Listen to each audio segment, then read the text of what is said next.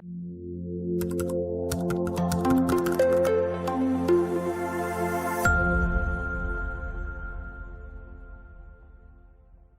this video, we're going to take a look at dictionary comprehensions, which provide a convenient notation for creating entirely new dictionaries, typically from existing dictionaries.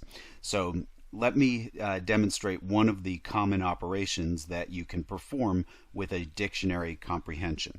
To start out, I'm going to once again define a months dictionary with key value pairs that are string month names and corresponding month numbers. And let me go and copy a dictionary comprehension here and paste it in. So a list comprehension used square brackets to indicate that we were creating a new list. A dictionary comprehension uses curly braces to indicate that we're creating a new dictionary.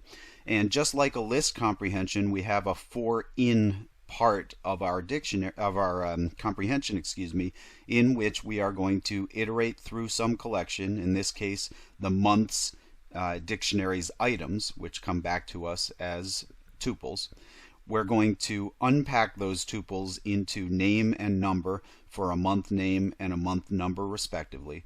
And for each of those names and numbers, we're going to create a new key value pair in this new dictionary where the key is now the number and the value is now the corresponding name. So I might do this, for example, if I find a case where it would be really handy to index by the numeric values of the months rather than by the names of the months. So let me go ahead and execute that, and let's evaluate months 2. And you can see that with that super convenient notation, we were quickly able to reverse the key value pairs in the original dictionary. And again, this is a completely new dictionary, so the original is left unmodified. Now, as you look at that, there is something to keep in mind here, which is our original dictionary had 3 unique keys, and of course the keys in a dictionary always must be unique, and the values in this dictionary also were unique. If the values were not unique, then I would wind up with a dictionary that has fewer overall key value pairs than the original, because as each new key value pair gets placed into month 2, if I were to have a duplicate key, I would then be replacing that key's value in the result. So in a case where you would find it handy to reverse the key value pairs like I did here, it would be critical that the keys are unique, which is guaranteed in a dictionary, and the corresponding values are unique as well.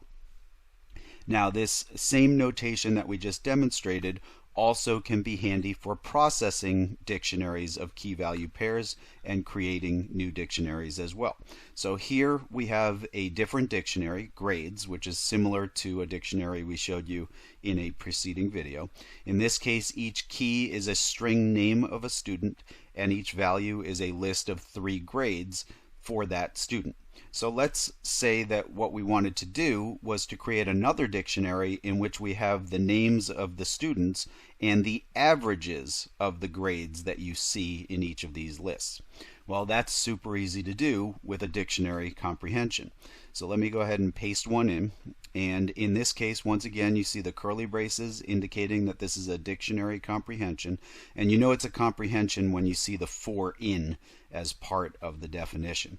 So for each key and value in grades.items. So grades.items, once again, is going to give us tuples of key value pairs. So the key will be a string and the value will be a list of grades. So for each key and value, we are going to use the same key in the new dictionary. So the new dictionary will have keys of Sue and Bob, but the values in the new dictionary will be the result of this calculation in which we sum up the list of grades for a given student, then divide it by the length of the list of grades for that particular student. And of course that will calculate the class average for that student. So let's go ahead and execute that, and now if we say grades 2, we can see that we have a new dictionary with Sue and Bob once again as the keys, and separately we have the corresponding class averages for the 2 students.